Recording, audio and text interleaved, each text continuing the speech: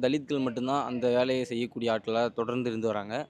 இப்ப நம்ம இந்தியா உலகம் முழுவதும் தொழில்நுட்ப வசதிகள் பெருமளவில உருவாகி இருக்க சூழல்ல, நம்ம அந்த அட்வான்ஸ்டா இருக்கக்கூடிய டெக்னாலஜிய யூஸ் பண்ணி, நம்ம இயந்திரங்கள பயன்படுத்த கத்துக்கிட்டோம். எப்பயுமே மனிதர்களுடைய மலத்த மனிதனே அள்ளக்கூடிய கேவலம் இனி தொடரக்கூடாது. அது ரொம்ப தப்பு. கவர்மெண்ட் எவ்வளவோ முன்னேறிடுச்சுன்னு சொல்றாங்க. ஆனா, அவங்கள ஒரு ஆளா கூட மதிக்கிறதே இல்ல. இவங்க எல்லாத்துக்கும் மிஷின் கண்டுபிடிக்கிறாங்க. இதுக்கும் கண்டுபிடிக்கலாம்ல. ஏன் அவங்க கிட்ட என்ன காசு இல்லையா? அது இல்லையா? இல்லன்னா அவங்களே ஒரு நாள் செஞ்சு பார்த்தா அவங்களுக்கு தெரியும்ல.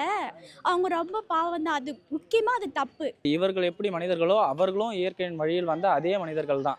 ஆனா, இந்த நம்ம நம்ம இந்திய சூழல்ல ரொம்ப ஏற்றத்தாழ்வுகள் அதிகமா, சாதி ரீதியாவும், மத ரீதியாவும் அதிகமா இருக்கிறதுனால, ஒரு மனிதனோட மலத்த ஒரு மனிதனே அள்ற மாரி ஒரு போக்க இங்க உருவாக்கி வச்சிருக்காங்க. இது இருக்கிறதுலே ரொம்ப கேவலமான ஒரு விஷயமா என்னை பொறுத்த வரைக்கும் நான் நினைக்கிறேன். இன்னமும் மனிதனோட மலத்தை மனிதனே அள்ளக்கூடிய ஒரு கேவலம் இந்தியா போன்ற சமூகத்தில் இந்த மாதிரி நாட்டில் மட்டும்தான் இருக்குது. அதுவும் நம்ம தமிழ் சமூகத்தில் சொல்லவே வேணாம். நம்ம ஏராளமாக பார்த்துக்கிட்டு இருக்கோம்.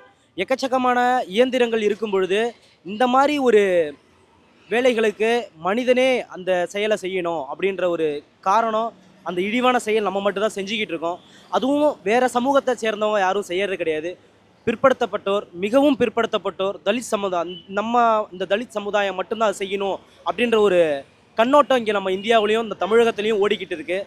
அந்த சமூகத்தை முற்றிலுமாக அந்த ஒரு எண்ணங்களையே நம்ம மனதிலேருந்து எப்போ எடுக்கிறோமோ அந்த மாதிரி வேலைப்பாடுகளையும் நம்ம முற்றிலுமாக ஒழிக்கணும். அதுக்கு இந்த அரசு அதனால் முடிஞ்ச ஏதாச்சும் ஒரு உதவியை கண்டிப்பாக செய்யணும்.